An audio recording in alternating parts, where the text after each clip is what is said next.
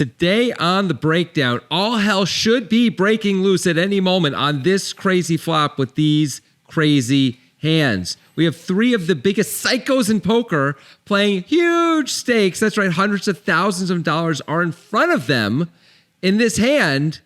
And I'm just like, where's the avalanche, baby? What's going on? Where are the fireworks? Don't worry, they come.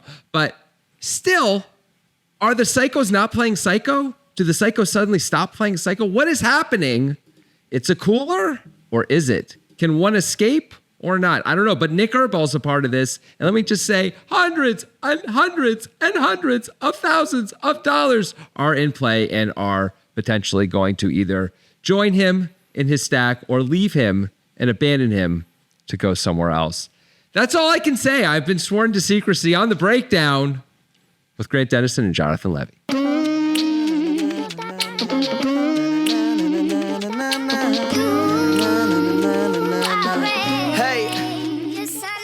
Who swore you to secrecy?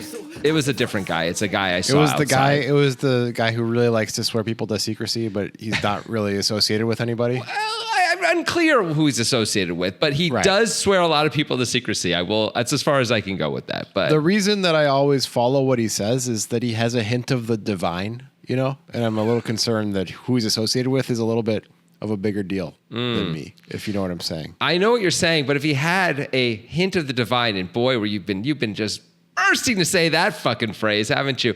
It just came to me, actually. It's really good. Yeah, thank you. It's a quality.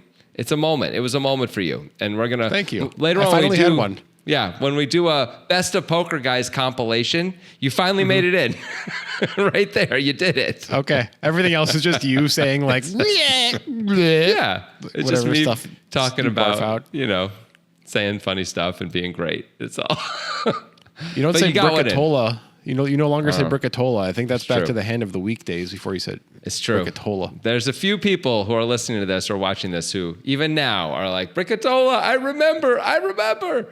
Yeah. To be shortly followed by some sort of hateful phrasing about Italians, of course. That's what we used to do. That's who we were. That's what you used to do. We've grown. I think we have grown, though, as a podcasting as a society. Duo. Well, now also, Italians are accepted in general society, whereas in 2014 it was a different story. It's exciting to watch you go to sort of move across the spectrum of tolerance towards others, and I just it's inspiring, is what I'll say. Yeah.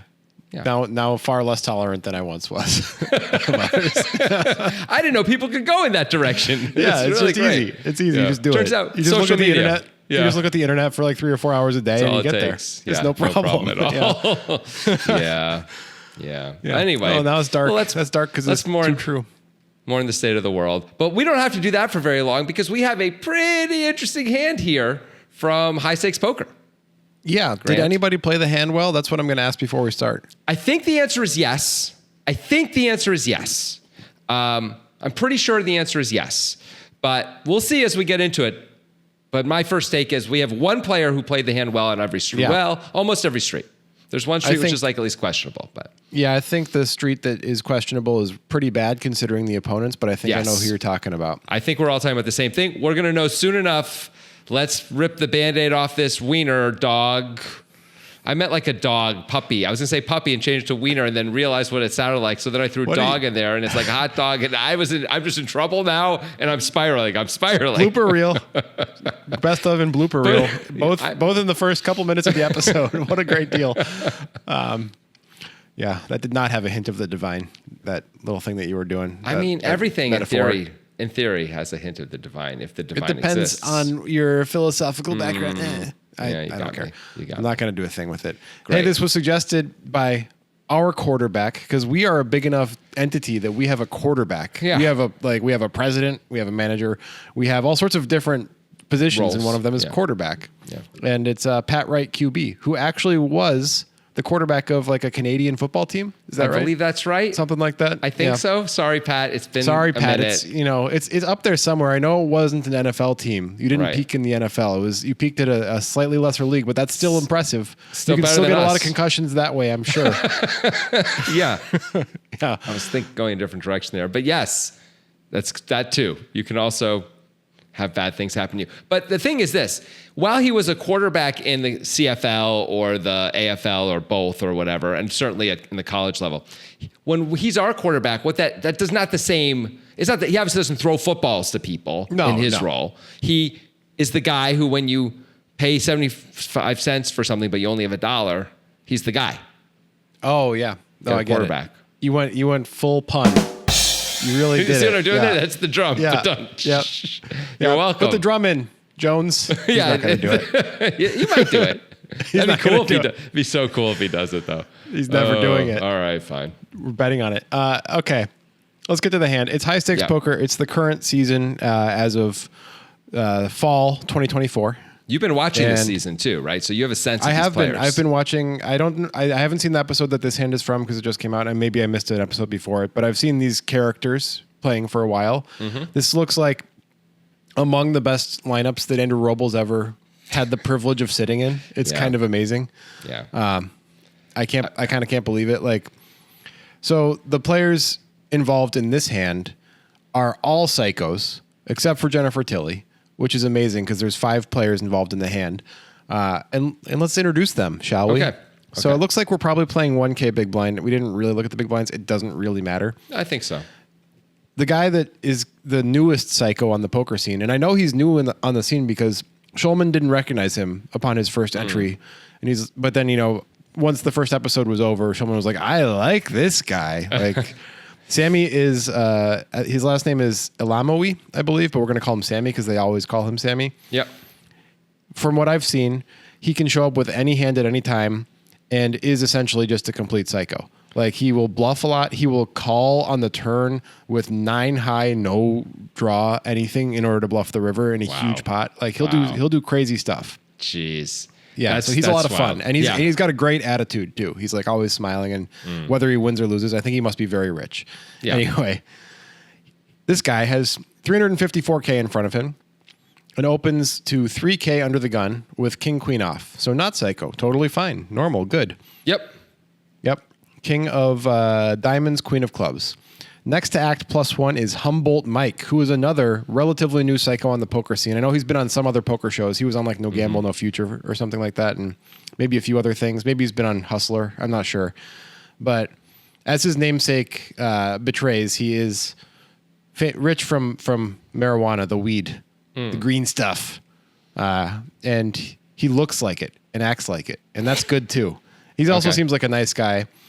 He notably on No Gamble, No Future tilted Phil Hellmuth to the point that Phil Hellmuth left because, and he was just like only slightly needling Hellmuth, but something about the way he did it got Hellmuth to like, he threw his battery pack and his microphone across the table and it hit the ground and it almost hit a person and almost hurt somebody.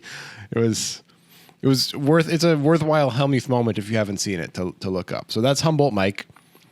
He's got Ace King +1 and 422K, so he's got Sameh covered.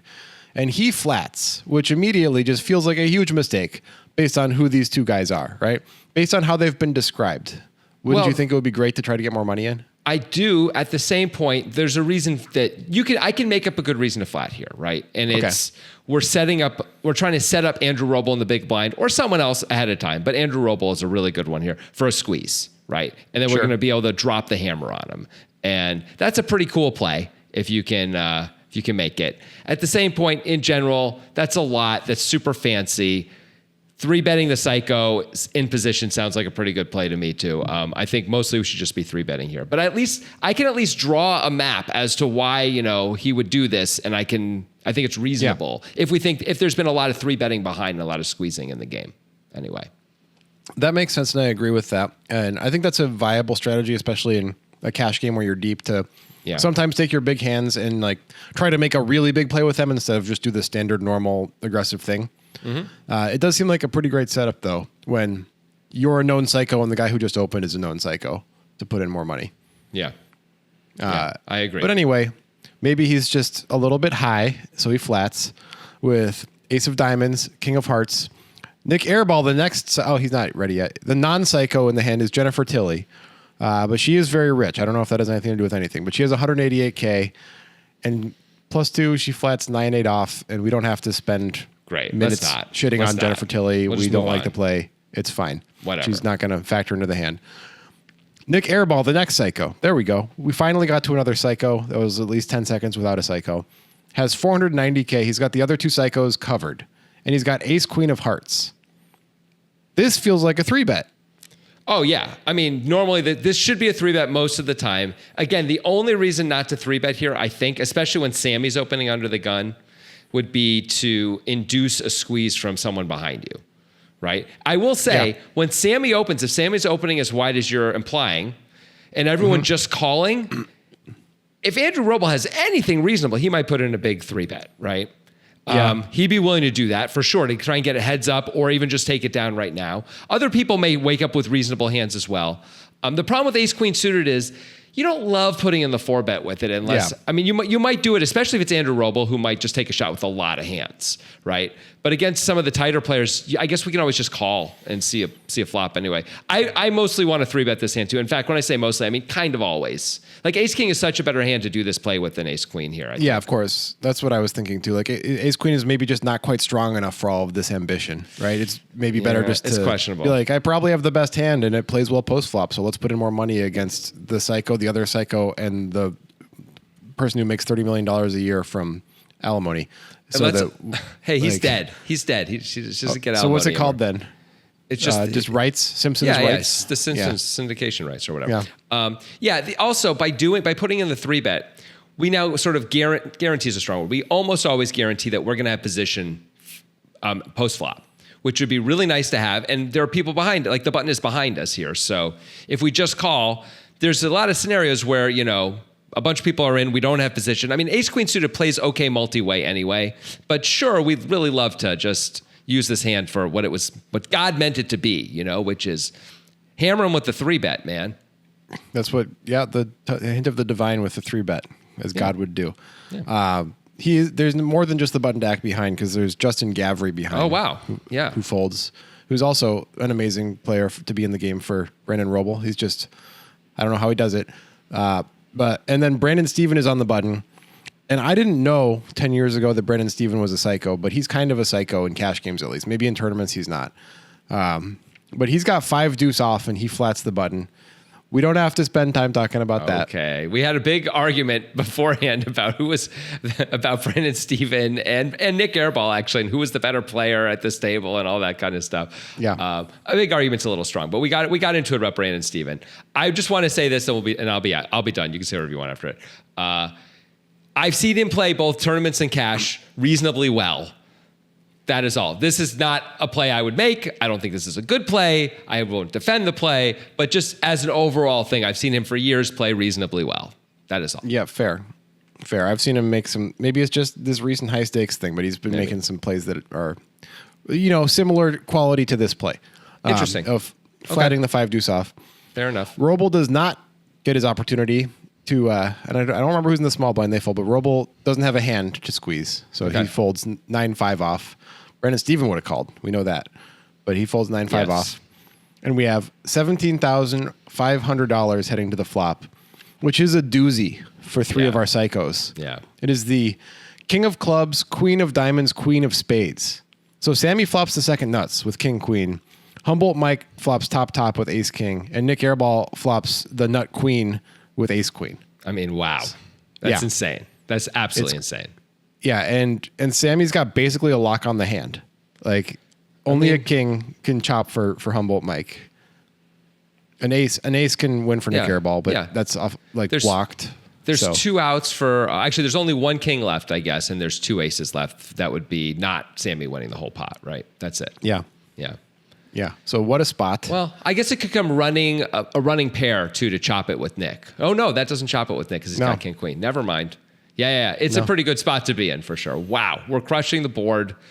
We got 5 players in this hand. We're one of them, and we're a crazy guy with the crazy. Oh, everyone thinks we're nuts. This is amazing. This is what you dream of, right? So let's talk about the checks because that's what happens. I know. I did all that to set him up for this. Yeah. There's a check from Sameh, a check from Mike, and a check from Tilly. So talk about Sameh's check first. What do you think? It's hard to hate something more than I hate this check by Sameh. I kind of get where he's coming from. He's like, I have every card on the board. It's going to be like, I just hope an ace comes so I can get some action type of thing, maybe. I understand that, but at the same point, there is another queen out there that someone can have. Yeah. If someone has a king, they ain't folding to Sameh's C-bet. Someone has Jack 10, Ace 10, Ace Jack, King 10, right? I mean, there's all these King Jack, Ace Jack, I did that already. There's a lot of hands people are going to call with, is what I'm getting at. A lot of hands. There's a lot of players. We should be trying to build a pot right now, not just because building a pot is good, but also because the story we have to tell later on, if we show strength, is a much stronger hand that we'll be representing than if we just start c-betting right now, right? We're still representing strength when we c-bet into 4 players. It's true. But we're the crazy guy who doesn't know what the fuck he's doing, right? Who like has all sorts of weird hands at all times. So if we're going to do it with 9-4 off, we should do it with the effective nuts here too, right? Like, my God. Yeah. So that's my thought. I tend to agree with you. I see the fear. I've been in the fear of being like, God, this is my opportunity. You know, I flop so well. I don't want to squander this by putting out the bet. Everybody's like, okay, fold. They usually don't catch up anyway. They usually don't catch up anyway. I mean, there's not much to catch up with. Once in a while, but usually not, right? I guess this board is really like not that dynamic. Sometimes a straight can come in. Those are going to call anyway, the straight draws, like you said. Right. But like if it's 7, 7, 8, it's a bit different, right? Where like there's a lot more overcards people can hit, stuff like that. Mm-hmm. But yeah, so I do agree with you. But anyway, he checks. How about Mike's check? Mike checks top. I'm more okay with this than checking the second nuts and the effective nuts. I wouldn't have hated a bet here, but with Mike's hand, there's not too much to be afraid of. I mean, straights can come in, but there's not too much to be afraid of. And we're often in a way ahead, way behind situation, right? Like, except against a hand like, well, almost every hand, either we're crushing or has us crushed, right? The people with the queen in their hand, there's 5 of us. I don't mind checking and doing pot control and sort of seeing what happens. I think betting would be okay, but I think I like a check here too. If we were on the button and it folded and a check to us, I might bet ace king here to try and get value from kings and straight draws and sort of see what happens and all that. But with many people to act behind us, I think I prefer, let me say, a check. What do you think? I think I do too, but I think this is a great example of why, especially in a deep stack cash game, 3-betting is almost always better. And I don't just mean with this hand. I mean with almost all of your playable hands. When you're this deep as a field, like, because this situation can come up so much when you flat and there's 5 ways, and 5 ways happens a lot in a cash game. Yeah. When there's an open and a flat, because that encourages more flatting. Right. So then you just end up in like, I guess I'm going to pot control and like usually just like lose 2 bets and then fold or whatever. Like you never know where you are. It's so much better to have 3-bet and thinned the field and defined ranges better and just like have an understanding of what is a better path forward instead of just like, I hope the money that I put in comes back to me. Like, I don't really know what to do. I think eliminating players, defining ranges, and then continuing to do that post-flop are really useful things. I don't mean with his hand right now, to be clear, but as a general overall strategy to, because you can make much better decisions about when you do or don't want to bluff, when you do or don't want to go for value, instead of doing this more passive line. Again, on this flop, I like him playing it passive, but I agree with you. This is only because he didn't 3-bet, right? Like, if he 3-bets this, we probably see this flop 3-handed is my guess. I don't think Airball ever folds. Yeah, Airball probably flats. He might put in the 4-bet, but he probably flats. And then Sameh's not going to fold the same as a psycho, right? Yeah. And then, so we're still going to have the same sort of setup that we have right now, but everything will be much more clear and much more defined at least. And you give yourself a chance to know where you're at. That means you can make better decisions later in the hand when it all matters so much more, when the bets are so much bigger. Yeah. Yeah. I've been playing a lot of really deep stack cash, and hopefully not too many, if any of my frequent opponents are listening to this, but I'm going to say words now. Here we go. That like when we're deep, like, you know, the most people have 300 or more blinds. I'm pretty much 3-betting my entire range except for specific scenarios and very specific hands that really, really hate 4-bets, you know, and it's so much better. It's so much more effective. Yeah. And honestly, like I've kind of taken this approach more recently, like the past 3 months or so, and my hourly is way up. And I know that's a small sample size, but it's like you can just 3-bet everything when you're this deep. You really can. And it's mostly better unless you have specific opponents in specific scenarios, but you know.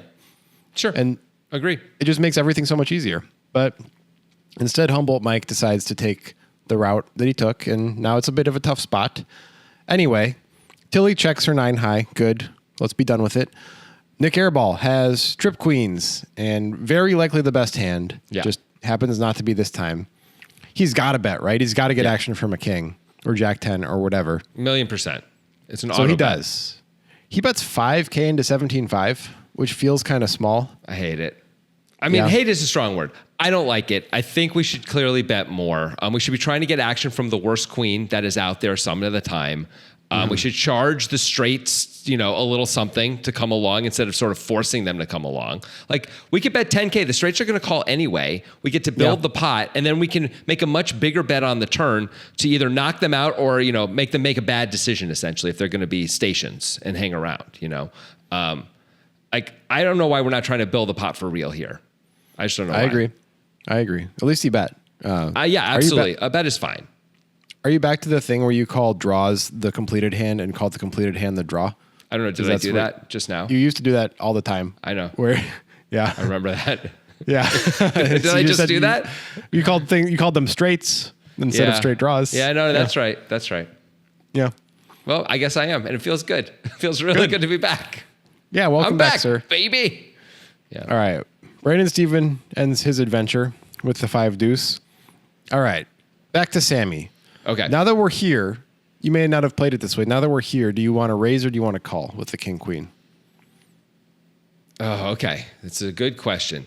I think I prefer a raise now than to a raise later because I want to maximize against a queen. And again, I worry a raise later is like, Nik has ace queen, so fine. It's hard to even put anyone ace queen. They probably should be 3-betting that, right? Yeah. So now we're looking at like queen jack, queen 10, queen 9 suited, stuff like that.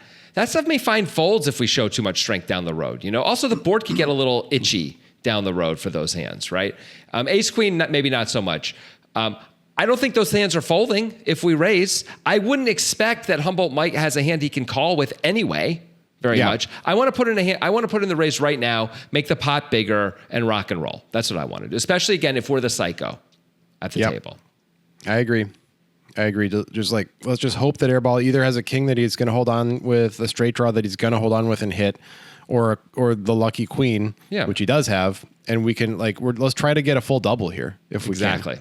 Yeah, I think the way to get the full double was either to bet out on the flop or to check raise right now. That's the easiest way to get the double, right? Yep. But Sameh calls. I think with Sameh, he has a lot of moves, but my guess is from watching him, he's relatively inexperienced. Right. He's like dipping his toe into poker for the first time for real. And that's why Nick Schulman's never heard of him, even though he's playing at these stakes and stuff like this. And it's pretty easy to fall into the strength means weakness, weakness means strength tells when you're early on in your poker life. It's not even a tell. I understand what you mean, though, in terms of the action, right? Yeah. Yeah. No, I think it feels like this is just an amateur playing like an amateur right now, because he's just not thinking about how would I play all my bad hands? And the answer is at least some of them, if you're the psycho, you'd probably bet, right? Yeah. If you had Jack 10, you'd probably bet. If you had Ace 10, you'd probably bet. If you had Ace Jack, you'd probably bet. Right? If you had any king, you'd probably bet it. Maybe you might bet 2 7s because you're the crazy guy. If you have any kind of an image like that, you're supposed to be pumping this pot every chance you get because people won't fold. I agree. Yeah. Anyway, he calls. Okay. And now Mike's going to have to continue his adventure here of the passive play with ace king because you can't raise and you just can't fold against these guys. Not yet. Not for 5K, even though already it's just well, shit. How many chips am I going to put in this pot? Right. We're just going to have to play it super careful. And, we hope it checks through on the turn and then it checks to us again on the river. Then we can bet for value against the king, right? Stuff like that. That's what we're hoping for. Dumb stuff like that. But whatever, we have to call this. That's just the deal. That's what he does. Okay. He does. It's 32,500 in the pot now. Turn is the 8 of diamonds. It's now king of clubs, queen of diamonds, queen of spades, 8 of diamonds, king, queen for Sameh. Still way the best hand. Mike with ace king, ace queen for Airball. Still a setup hand. Yeah. Still a check from Sameh, which by now, I guess, fine. Maybe Airball really does have a queen. He bet. Let's see if he bets again. If he does, maybe we raise now. I don't know. I don't know either anymore. It's feels weird, but go ahead. So yeah, we check. So check. Yeah. Mike checks because he has to keep Mike checking forever. Check. That's his whole life. Yeah. Airball bets 21K. Totally makes sense. How much is I in like the pot? Airball's play so far. Like 32.5. Okay, so he's betting 2/3 a pot. Sure, he's trying to get this'll value from whatever the hell Sameh has, and hopefully a queen at a Humboldt Mike or even a king, I guess. But yeah, I like this. Seems fine. The dream is one guy is a king, one guy is a straight draw. And should Nik be betting even more? He's got ace queen. He might be coolering someone. Should he not trying to make this pot really big right now? He could bet full pot or even more than pot. And philosophically, maybe to make up for his small sizing on the flop a little bit too. Mm-hmm. Bet 40,000. 30K is probably fine. Sure, but I'm thinking we could probably get away with 40,000 too. Like if we're Nik Airball, like a king is probably calling us. Maybe not in Sameh's shoes, but certainly in Humboldt Mike's shoes, right? If Sameh folds, Humboldt Mike's going to call with the king anyway, right? Jack 10. Yeah. I don't know what these guys are going to do with Jack 10. If they're psychos, they may not be interested in folding Jack 10. So we just maximize that way. And if someone else has a queen, which someone really might, like Humboldt Mike really could have a queen here, right? He's the guy who looks like he has a queen of the two of them. He's just going to have to pay off, isn't he? My read is that Sameh is never going to fold any straight draw and that Mike would fold a straight draw at this point. Okay. Based on having watched them play. Yeah. I think I would size it up, but whatever. At least he's betting, like you said. He bets 21. Okay. All right. Sameh. What you going to do, Sameh? Okay, let's think about this. Now, if we raise, it looks really strong, right? It now looks super strong. We're not afraid somehow of Humboldt Mike, who could have easily have king queen, or Nik Airball, who could easily have king queen, or any queen. We look like if we raise now, what does it look like we have? King king queen, shit like that, right? Mostly. I agree, but we could have other hands. Having watched Sameh play, I do agree with what you're saying fundamentally, but he has shown up with hands he should never show up with in spots where his opponents are uncapped and take an aggressive action. So it's kind of a good setup for him to do it. Does he do check raise bluffs on the turn with no equity? Have you seen him do that? Because that is a pretty unusual play. It's been a while since I actually watched any of this. Okay. So I don't remember specifics, but I do know there's been post-flop secondary aggression with nothing hands in spots where his opponents were either uncapped or close to uncapped.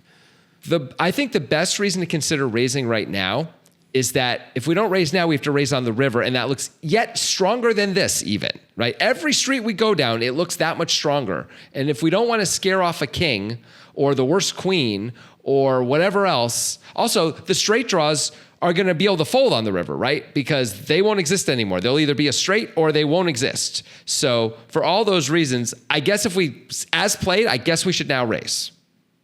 I say, yes, let's raise. If Humboldt Mike has a queen, he's not going to fold anyway. Let's raise. He might find a nitty fold. It's pretty strong, but maybe not. It is strong. I don't know. I think it's close between calling and raising.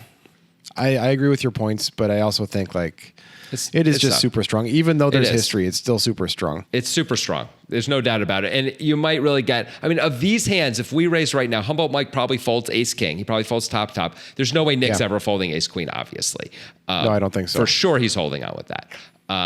And then we get to make some huge bet on the river if we do it. And can potentially get close to all in, if not all in, if we make an overbet on the river, right? So that's what we should probably be targeting. It's whichever one of these guys has the other queen, let's try and get it all in against them. That's what I think we should be doing. But I understand what you're saying. And sometimes one of these guys has a king and the other one has a straight draw. We check raised the hands over and they were essentially drawing dead, which sort of sucks if they might put in more money. The straight could get there. That would be great with us, right? The queen could make a full house or think it's best and put more money in later, if they have a queen. Or the king is just going to call sometimes, I guess. I don't know. Anyway, it's tough. But I think I'm still inclined to check raise. Yeah. Well, Sameh calls. He's going to continue the line. I think Mike can consider folding now. The reason that maybe he can call is because of his opponents both being psychos. That makes it but against normal opponents, whatever that means, imagine what that means in your head and then apply it. I think it's a fold with ace king. I think you're probably right. Nik betting a second time into the two of you when you have a lot of queens here. Him not being afraid to bet just feels like he kind of has, is Nik really betting Jack 10 right now? Or I guess ace 10 of diamonds is what you'd be hoping Nik has, right? Yeah. Something like that. which I don't even know for sure Nick's betting that flop for so little with ace 10 of diamonds, but let's pretend he did. Maybe he is. He's Nick. He might choose to bet the turn with that kind of a hand. Ace jack of diamonds, ace 10 of diamonds. That's Jack about 10 of it, diamonds. right? Yeah, okay, jack 10 of diamonds, right. There's a few hands, but Sameh also called.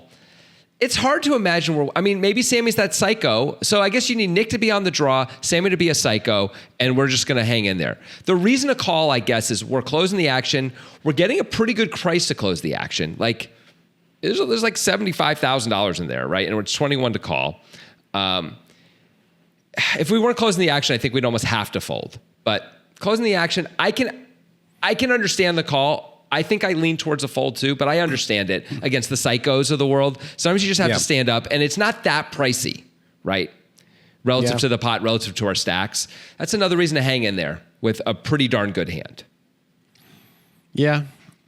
It's a tough spot. It's a spot that often I'm going to avoid because it doesn't feel like it bears too much fruit. You know, it's like the upside is pretty low for this spot. But nonetheless, Mike calls. It's fine. Okay. But this could have all been solved by 3-betting preflop. The pot is $95,500. I mean, it wouldn't have been, but no, but his decisions would be more concrete at least. Okay. Yeah. That's true. I don't mean as far as the money lost. I mean as far as it would be less of a foggy morass to try to navigate. It would still be pretty tough if the three of them saw this flop. Yeah. Against these two opponents specifically. Yeah. But anyway, I hear what you're saying, that overall that would have been helpful, like in all situations where you have ace king in that spot. Sure. All right. So the river is the 4 of hearts. Right. Brick. Brick. Super brick. Sameh now decides to lead for $25K. So about a quarter pot. Yeah. Yeah. What do we think? What do you about think? This? Okay. Okay. The thing I like about it is leading for 25K might induce a raise by a bluff or by a queen. I like that. Yeah. That's cool. I don't know that Humboldt Mike can ever bluff himself with Nik behind him and Nik having been driving the action. So Humboldt Mike could only raise with the queen, and I don't know if he'd do it because Humboldt Mike is only ever calling, I guess is what I'm saying, unless he has a full house, right? He can't really raise the queen unless he has ace queen and been playing it super weird, right? So, but Nik, especially if Humboldt Mike folds, but even if Humboldt Mike calls, actually, Nik with a queen or with a bluff might decide to take a shot. So that is pretty cool. That is pretty cool. So maybe, and if we think about it, how much money is in the pot at this point? Like 95,000? 95. Okay. So like how much could we possibly bet if we're just going to bet a big amount instead of trying to induce here? Because that's what we're really doing with this 25K bet, right? We're trying to induce a little bit. Or I guess get called by a king. Like a king just feeling like they have to throw the money in. And instead of it checking through, we actually get that 20. Maybe this is a good play. I'm starting to talk myself into this. If we bet big though, so we bet 100,000 into 95 on the river, right? We bet full pot. We're never getting called by a king then. Never getting called by a king. Although we're crazy. And if Humboldt Mike folds and Nik has a king, now would Nik ever bet a king on the turn? Probably not, right? Probably not. So Nik should have a draw or a queen. Yeah. Almost always on the river, right? So when Nik has a draw or a queen, we fold out Mike's king. We can only get called by Nik's queen, which is gonna raise anyway if we bet. No, we should bet 25K is better than betting big. Okay. All right. I like this play by Sameh. I like the sizing. My question would be, is checking better than betting? I don't know that we're going to make as much money because a queen, if it checks to Nik, Nick's going to be targeting a king, right? Not a queen. Yeah. He's not going to bet full pot, probably. Well, the question is if he calls a check raise because it's a right. Oh, if he calls it's not a right. If he calls a check raise, right? I mean, the thing is this: any raises we put in on the river is just going to be insanely strong. Yeah. Right. If we bet, Nik raises and we 3-bet, it's insanely strong. If we check, Nik bets 85,000 or 50,000 and we make it 200, that's super strong too. There's no avoiding looking strong now. It's too late. We're always going to look strong in this hand, almost no matter how we play it, right? But if we went bet, we would look less strong. If we check raise the flop and went bet, we look less strong than anything we do here as an aggressive action when we raise, right? That's just the nature of it. Yeah, I think I agree with you that I like the 25K. I do too. I do. It might get pounced on by Airball sometimes with his draws because he's like, oh, Sammy's an amateur and maybe he's just trying to like set his price with a king. You know? Absolutely. Yeah. Or like aces even. Yeah. He's trying to get value from a king. He figures he can figure out where he's at if he gets raised, all that kind of stuff. Or maybe he's going to station if we have ace queen sometimes, right? Or has a worse queen, or he's Sameh, he's crazy, whatever. You can make a case either way. I like it. I'm completely on board with this bet now. Yeah, me too. And now Mike is in a weird spot with ace king. Yeah. What are we supposed to do? And he just folds, which is like, it just feels like such an emblematic end to this adventure with ace king of just like playing it passively and never knowing where you are. Just like, take the pot. I don't care. It can't be right to call 21 on the turn, have Sameh lead 25 on the river, and to fold ace king. It just can't be right. Like, Nik is going to have a lot of folds here when his draw's missed. Sameh's going to have the same hand, or even maybe a worse hand than us sometimes, like a worse king or something like that some of the time, right? Or just be doing something super weird. Who knows? We're getting an unbelievable price. We're getting 5-1 to call. I think it's crazy to call the turn for 21 to just fold the river for 25. I think that's just crazy. I get what you're saying. I think you should have folded the turn. Fine. So I'm with you. I think we need to line up so we're cognitively consistent, right? Either we should have folded the turn or we should call this very cheap river. And of course, we're folding any raises. That's all. I pretty much always disagree with when you say that. I mean, I think I understand why you would want to say that from a theoretical perspective when you're trying to think about how you would play poker in the future. Yeah. But once you're in a hand, once you're in a spot, you should always just make whatever the best decision is in that spot. Of course, I'm not saying we call anything. I'm saying specifically with the context of this hand, when Sameh donks 25, we're being cognitively consistent because we decided to call 21 on the turn. We did that with the belief that at least some of the time we have the best hand, right? We can't be just trying to spike a king. Well, something changed, right? Sameh led. He took his first aggressive action post-flop. Right. Right. So what I'm saying is I don't care if there's cognitive dissonance between our thoughts on the turn and our actions on the river. Like it doesn't matter. I'm not saying that. I'm saying we had a point of view, right? That sometimes ace king is good. Sameh betting 25 shouldn't be enough data to change our mind. It's crazy Sameh. The guy you've been telling me is a psycho. He leads for a very cheap price. I can construct scenarios where I have him beat and Nik folds. I can construct scenarios where that happens more than 20% of the time, or around 20% of the time. So that's enough for me to call here. That's all I need to do. That's the odds I'm getting right now. Right? I agree with what you are saying, and I would have thought about it that way as well. Mm-hmm. What I am saying is that Mike did not think about it that way. Something about what Sameh did fundamentally changed how he thought, and he made a discrete action based on that, not based on what he had decided on the turn, which I think is reasonable. That's all I'm saying. But you don't like Mike's other decisions in the hand at all, right? Pretty much any of them. No. Except maybe the flop. I'm just talking about conceptually being cognitively aligned in street by street is not important to me. That's all I'm saying. Okay. Right. But it's not about that though. I understand I used that terminology, but what I mean is like, if you believe something and the data point that you're getting now doesn't change it, I would just say Mike doesn't really know what he's doing street to street. And so he's just like making it up as he goes along. And, so he ended up losing a lot more money than he had to in this hand, because I agree, he probably just folded the turn, right? What I'm saying is that he's interpreting the data point of Sameh leading the river differently than you are. That's right. Yeah. So he folds. That's fine, but I just think he's incorrect to do it. It does save him $25K, so good for him. It's true. That's more weed money. Now, Airball kind of has to raise with the best trips, right? Million percent. Sameh could, in a dream scenario, Sameh could have a weaker queen. Sameh might call with aces or a king of some type if we raise. It's an automatic raise. Pretty hard to be beat. Straights and flushes all missed. So, yeah, it's automatic. Airball makes it 100, which is like a little bit more than the initial pot size before Sameh led. I think that's a pretty good size. What do you think? I like it. No, actually, when I watched the hand yesterday, when they just released it, as soon as he bet 25, I'm like, oh, Airball's going to make it 100. Airball should make it 100. And that's exactly what he did. And so I like that size. I'm right there with it. Makes perfect sense to me. I could see any queen calling, and I could see a sticky psycho calling with a bunch of other stuff too. Sounds great. Yeah. But he's going to get some bad news. Yeah. So I think the question for Sameh is, are there sizes we can choose besides all in?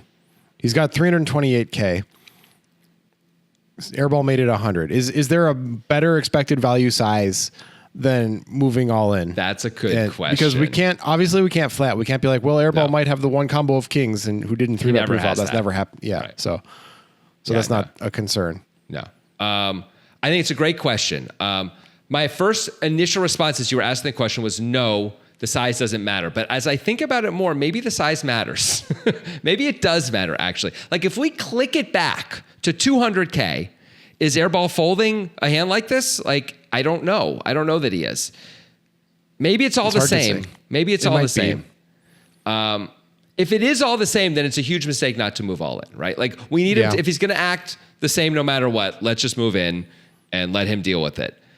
If he's going to be able to fold a hand like this sometimes, maybe not this strong, like this may be a hand he just calls with, right? But the queen jack suited, let's say, right?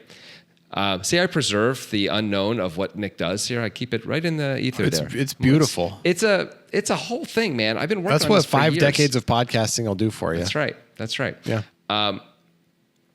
But if you're Nik, let's actually play out the hand he has. So he does get check raised, right? He gets check raised all in by Sameh. Well, it's a 3-bet, but yeah, same thing. Oh, sorry. You're right. It's a 3. He gets 3-bet all in by Sameh. It's 354. Let's say instead Sameh clicks it to 200. Are we inclined to call a little bit more? I think we might be. I don't know if it's enough, but I think we are going to call more of the time with ace queen. 200, maybe he's got ace queen also sometimes. Does it? Yeah, he's I don't a psycho. know.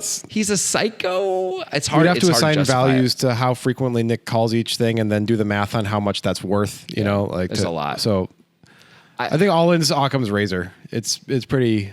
The thing is this: we're never bluffing, right? Like Nik went bet, raise, and then on the river after we led, and he was doing to 3 players until the river. Like when we shove anyway, we just can't be bluffing.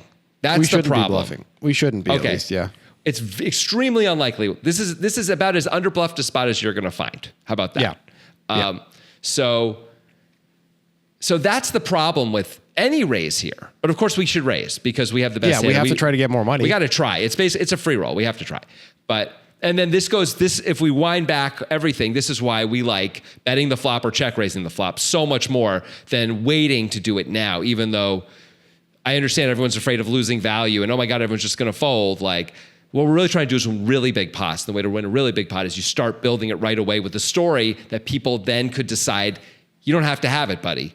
Here, we kind of have to have it, right? Or at least, again, it's massively underbluffed. So yeah, I don't know if a clickback matters or not to Nik. I don't know if he's going to change his... I guess I just want to... I'm agreeing with you. Occam's razor. Let's just move in. It's a reasonable size to move in. Okay, yeah. We never bluffing pretty much, but like maybe he has something he can call with. I don't know. Maybe he's got pocket 8s or something. He never has pocket 8s in a million years. Maybe he never in a million years has pocket 8s.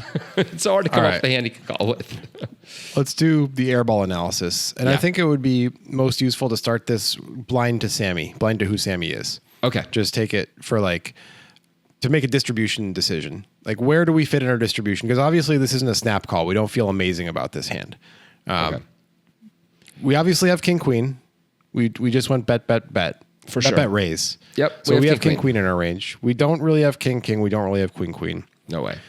We don't really have any other full houses unless we have queen 8 or queen 4 suited, which Nik Airball probably does. Maybe you can have queen 8 suited. Yeah. Yeah. Okay. Yeah. Good point. Yeah, and probably queen 4 suited too, knowing Nik. So what other hands do we bet raise with? I think that are worse than ace queen. I think we have other queens we do that with. I think we are playing queen jack like this and maybe even queen 10 like this.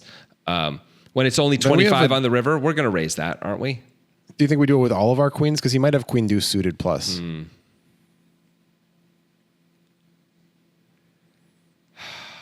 It's close. I'd be a little concerned about the really, really bad queens, the extra bad queens, just in case he has a really bad queen himself and he's just like trying to pot control and we end up, I guess it's just going to be a chop anyway though against those queens, right? Queen, king. Anything lower than an 8. Queen 9. Queen 9 would, right. I think we're probably supposed to raise all our queens, I guess, when he leads 25. Do you think that's right? God, I don't know. It's hard to say. Certainly queen 10 plus, which is our most obvious queens, right? Yeah. We're definitely supposed to raise those. So we have at least some queens for sure. We have queen 10, queen jack, and probably offsuit because we're Nik Airball, right? So we have a bunch of combos of those that are going to fill in the bottom part of our range, which we can say like, well, we definitely have worse hands than ace queen. by a lot. Yeah. If we do, then maybe we have to call against the psycho. If we bring back Sameh to the equation, knowing that Sameh is kind of a psycho. Well, this is the question, right? Like, if we were playing the perfect computer, we're playing Polaris here. Polaris, we're going to have to call, I think, with ace queen for sure, right? Because we have to defend enough. Because Polaris is going to be balanced for real. But human beings, I just don't think this is a spot where even the crazy human beings are rarely really this crazy, right? Yeah. So if that's the case, I don't know that we need to try and use distribution and all that kind of stuff. I think we can just sit back and say, like, queen 8 is probably the absolute bottom. I should probably call with full houses in case this guy is ace queen. I don't even know if he's going to do this with ace queen, honestly. He probably isn't when we make it 100. Probably not. He probably calls afraid we have king queen, honestly. Yeah.